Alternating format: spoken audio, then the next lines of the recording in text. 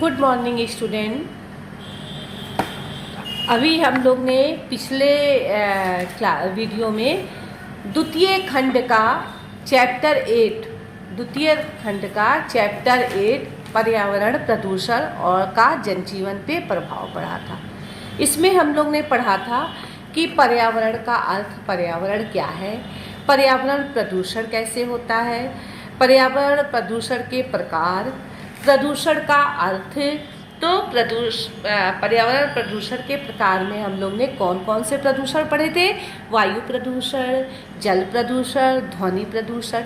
इन तीनों के नोट्स हमने आप लोग को दे दिए थे और उसके बाद हमने कहा था कि सभी छात्राएं भूमि या मृदा प्रदूषण और जैविक प्रदूषण, रासायनिक प्रदूषण, रेडियोधर्मी प्रदूषण का नोट्स इसी तरह से बुक्स के देख के बनाएंगी। तो ये आप लोग बना लिए होंगे। और देखो बेटा, ये प्रदूषण के प्रकार, हम कई बार क्वेश्चन देते हैं कि रेखा चित्र द्वारा ये बताइए, तो बस प्रदूषण के प्रकार आपको इसी तरह रेखा चित्र द्वारा बता देने हैं, ठीक है। इसके डिटेल करने की ज़रूरत नहीं है। तो ये आपका हो गया पिछला जो हमने पढ़ाया था। इसके बाद हमने कहा था कि इसके अति लघु सारे हम सॉल्व करके भेजेंगे। तो देखिए, ये मैं इसके अति लघु सारे क्वेश्चन जो है आप लोग को सॉल्व करके भेज रही हूँ, ये कॉपी में उतार लीजिएगा।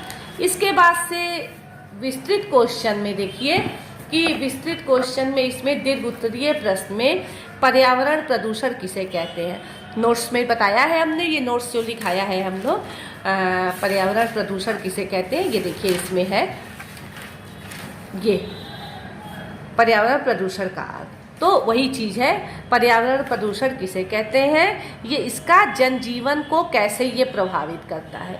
तो ये जनजीवन को कैसे प्रभावित करता है, आ जाइए आप लोग पेज नंबर 99 पे है दिया है ना, पर्यावरण का जनजीवन पे प्रभाव।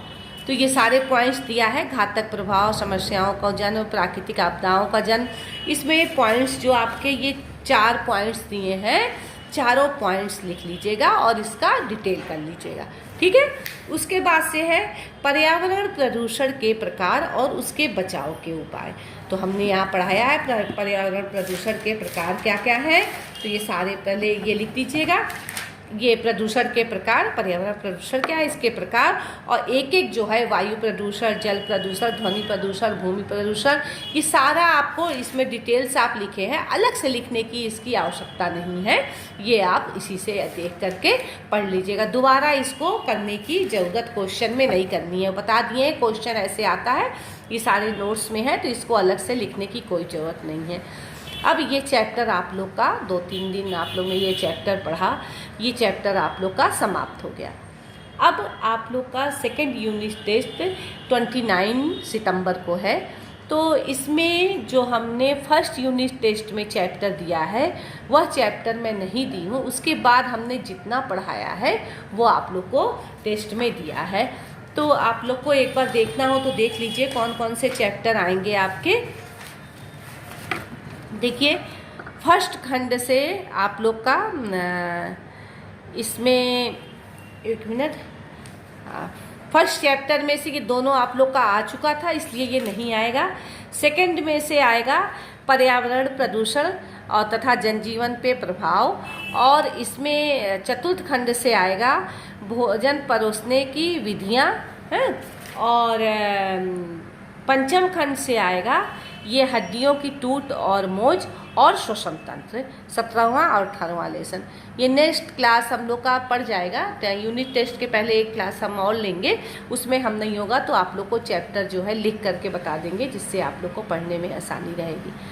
और टेस्ट आप लोग अच्छे से दीजिएगा, उसमें वही बहुविकल्पी रहेगा, 2 अति लघु रहेगा और 2 लघु क्वेश्चन रहेंगे।